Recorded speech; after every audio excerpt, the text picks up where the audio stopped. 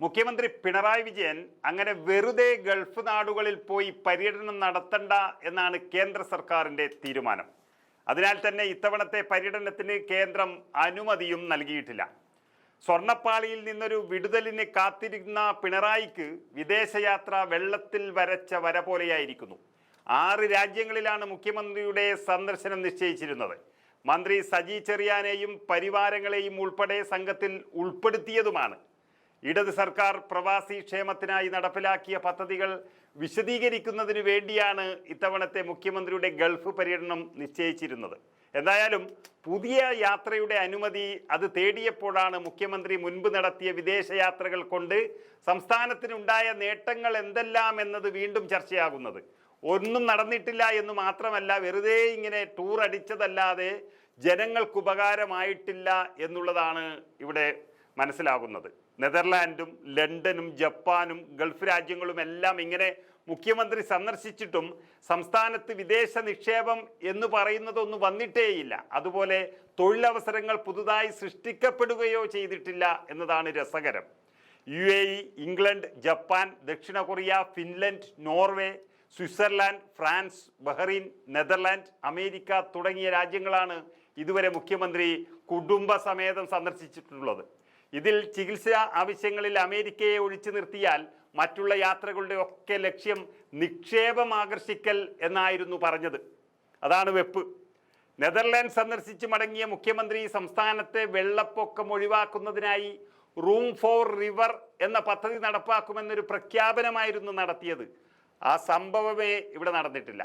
എന്നാൽ വർഷങ്ങൾ കഴിഞ്ഞിട്ടും ഈ പദ്ധതികളൊന്നും നടപ്പാക്കാൻ ഒരു സമിതി പോലും രൂപീകരിച്ചില്ല എന്ന് പറയുമ്പോൾ പിന്നെ എന്തിനാണ് ഇങ്ങനെ വിദേശത്തേക്ക് പോകുന്നത് എന്നുള്ള ചോദ്യം സ്വാഭാവികമാണ്. പദ്ധതിക്ക് വേണ്ടി എങ്ങനെയാണ് തുക സ്വരൂപിക്കുന്നത് എന്നത് പോലും തീരുമാനമായിട്ട് പോലുമില്ല. ഇനി ജപ്പാൻ സന്ദർശനം കഴിഞ്ഞപ്പോഴാകട്ടെ കേരളത്തിൽ 200 കോടി രൂപയുടെ നിക്ഷേപം ഉറപ്പാണെന്നാണ് അന്നത്തെ പിണറായിയുടെയും സഹമന്ത്രിമാരുടെയും വാഗ്വാദം ഉണ്ടായത്.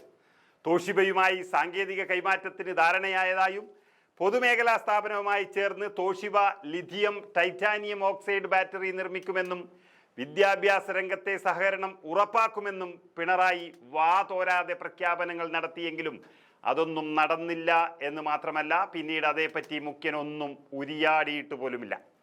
കേരളം പുനർനിർമ്മിക്കാനുള്ള തത്രപ്പാടിൽ പണം കണ്ടെത്തുന്നതിനാണ് ഗൾഫ് രാജ്യങ്ങളിൽ ഉൾപ്പെടെ ലക്ഷങ്ങൾ മുടക്കി പിണറായി വിജയൻ സന്ദർശനങ്ങൾ നടത്തിയത്. എങ്കിലും അതും അവതാളത്തിൽ തന്നെയായി. വിദേശ രാജ്യങ്ങളിൽ നിന്നും ഫണ്ടൊന്നും കിട്ടിയില്ലത്രേ. അപ്പോൾ പിന്നെ ഈ പോക്കെന്തിനായിരുന്നു എന്നതാണ് മനസ്സിലാകാത്തത്. കേരളത്തിലെ ആരോഗ്യ പ്രവർത്തകർക്കും സോഷ്യൽ വർക്കർമാർക്കും തൊഴിൽ കുടിയേറ്റം സാധ്യമാക്കുന്നതിനുള്ള UK സന്ദർശനവും ധാരണാപത്രം ഒപ്പിടലും ഹിന്ദുജ ഗ്രൂപ്പുമായി ചർച്ച നടത്തി തൊഴിലവസരങ്ങൾ സൃഷ്ടിക്കുമെന്ന സർക്കാർ പ്രഖ്യാപനങ്ങളും ഒക്കെ വെറും മായയാണെന്ന് പിന്നീട് ജനങ്ങൾ തിരിച്ചറിയുകയും ചെയ്തു. വിദ്യാഭ്യാസ മേഖലയിൽ നോക്കുമ്പോൾ സ്വിറ്റ്സർലാൻഡുമായി സഹകരണത്തിന് ധാരണയിലെത്തിയെന്ന വാദവും വെറുതെയായി. ചുരുക്കി പറഞ്ഞാൽ മുഖ്യമന്ത്രിക്ക് വേണ്ടി പണം മുടക്കുന്നതല്ലാതെ വിദേശ സന്ദർശനം കൊണ്ട് പറയത്തക്ക യാതൊരു ഫലവും ഉണ്ടായില്ല എന്നതാണ് യാഥാർത്ഥ്യം. എന്നാൽ ഫലമുണ്ടായില്ല എന്ന് പറയാൻ പാടില്ല. മുഖ്യമന്ത്രിയും കുടുംബാംഗങ്ങളും പരിവാരങ്ങളുമൊക്കെ നാട് കാടുന്നതിനായി ഖജനാവിൽ പാഴ്ചിലവുണ്ടാക്കിയിട്ട് എന്ത് കാര്യം എന്നുള്ളതാണ് കേരളം ചോദിക്കുന്നത്. ഒരു പക്ഷേ ഭരണം ഏതാണ്ട് അവസാനിക്കാറായി. ഇനി കേരളത്തിലെ ജനങ്ങൾ ബുദ്ധിമോശം കാണിച്ച് വീണ്ടും അധികാരത്തിലേറില്ല എന്ന് ഉറപ്പ് പിണറായിക്ക് വന്നിട്ടുണ്ടാകും. അപ്പോൾ ശിഷ്ടകാലം ചുളുവിൽ കാണാൻ പറ്റുന്ന രാജ്യങ്ങളൊക്കെ കണ്ട് അത് തീർത്തേക്കാമെന്നൊരു പൂതിയായിരിക്കാം ഈ കലങ്ങിയ യാത്രയുടെ പിന്നിലും.